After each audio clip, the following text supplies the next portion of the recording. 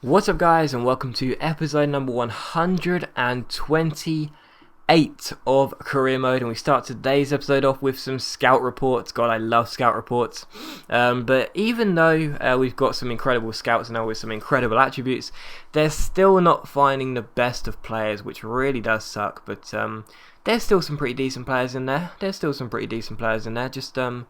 I don't know, not as many as I was hoping, I guess, but even so, some of the goalkeepers from Korea don't look too badly, and that's good, obviously, and I don't know, I'm sure they'll turn out to be pretty decent players, but obviously the South Korean goalkeeper area, that is the main one for me, because as you would have seen, Jung Sung-rong is not getting any younger, and we've now replaced him with another goalkeeper from South Korea who's okay, but he's not great. And I really want a really decent goalkeeper to come in at 16 years old and still be there at 35, you know. But I'm pretty sure Career Mode doesn't even last for that long. But anyway, we start today's episode off, the first and only game of today's episode. So sorry that there's only one game, but it's away at Udinese. So after a pretty poor pre-season, a pretty decent sort of competitive pre-season, if that makes sense. I was feeling relatively pessimistic, but even so, El Shaarawy gave us the lead just 9 minutes in here at Udinese, and obviously it's a very decent side, Udinese. It's a tough league, Serie A. There's a lot of decent teams in there. It's not just Milan, Inter, and Juventus. There's a lot of decent players in there. Teams in there. But this is Germano, and every single goal was Udinese failing to clear the ball after our first shot. So that was 2-0 with Kevin Prince Boateng. And this is an awesome goal. We got a free kick here, and it's a quick free kick taken by El Shaarawy. I barely ever take quick free kicks, but when I do, they always seem to come off for me. What a great through ball to Jan Veer. He plays the ball into Kevin Prince Boateng. His shot is blocked. His second shot is saved, and every single goal in this game, all three of them came from Udinese not being able to clear the ball after a shot was taken, or two shots were taken. But 3-0 the final score, a fantastic result on the first game of Serie A, and I'm really confident this side can go on to break some records here.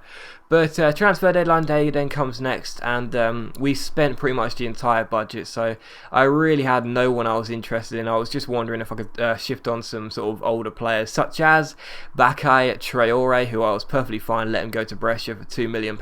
That's actually 100,000 more than the valuation. I would have accepted 100,000 less, because I've got no need for him. But Siena came in for Kershi, and once again it's a pretty difficult one for me, because I really do like Kershi. He's only 19, and every time I play him he's perfectly fine. But if they come in with a decent deal, I don't mind too much, because we've got enough right backs.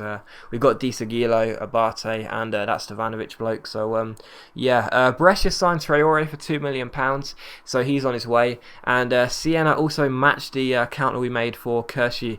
So I thought, with that in mind, we're going to get a bit of money, so we might as well go in for another player.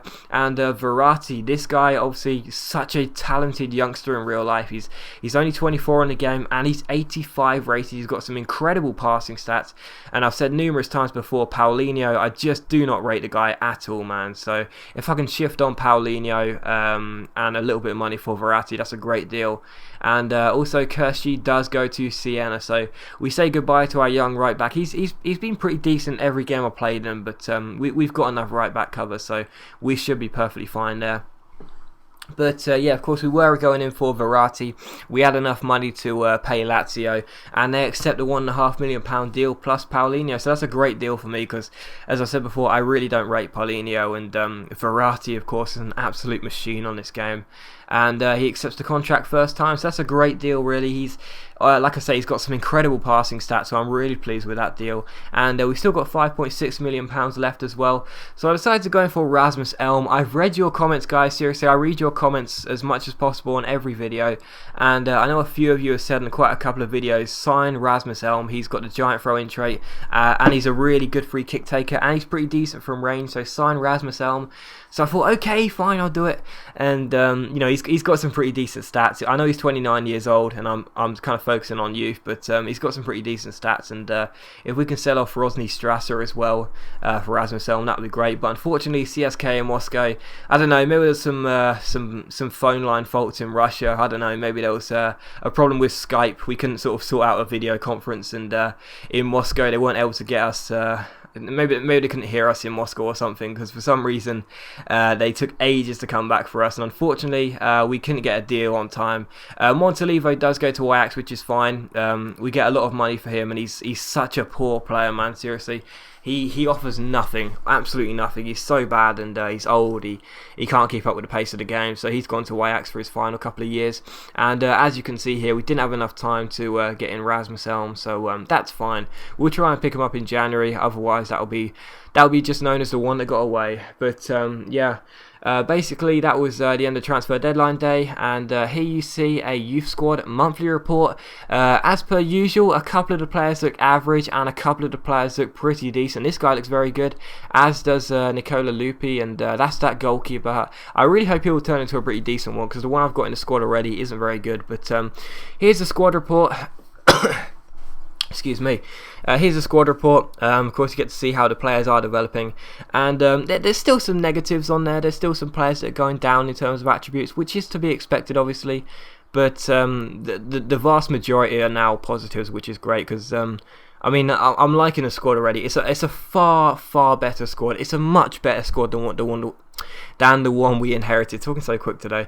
It's a far better squad than the one we inherited. There's so much young talent in there now. I mean, when we took over, the young talent was basically Germano and Gabbiadini, and that was it, you know. But now there's so much more young talent, and it's turning into a great squad. And you know, even if we're only here for one season, for the long-term future, AC Milan will be a bit of a force. So, yeah, it's a much better squad, and it's coming together quite nicely. So that was the squad report, and this is how I've got the first team set up. Although, bear in mind, because of the international status, Marco Verratti will actually be on the bench and not Gabbiadini. So just basically sort of picture in your head, change Gabbiadini for Verratti, and that's what the squad will look like. And yeah, like I said, as you can see here, it's much better than the one we inherited, and it should be pretty decent for the long-term future, and hopefully this season we'll be able to win a couple of trophies. But as always, guys, a big thank you for watching. The last thing you will see is us qualify for Russia 2018 with these two Asia qualifiers. But as always, guys, a big thank you for watching. I really hope you enjoyed this video. If you could leave a like, that really helps this series going. It will be much appreciated as well. And I will see you for episode number 129 very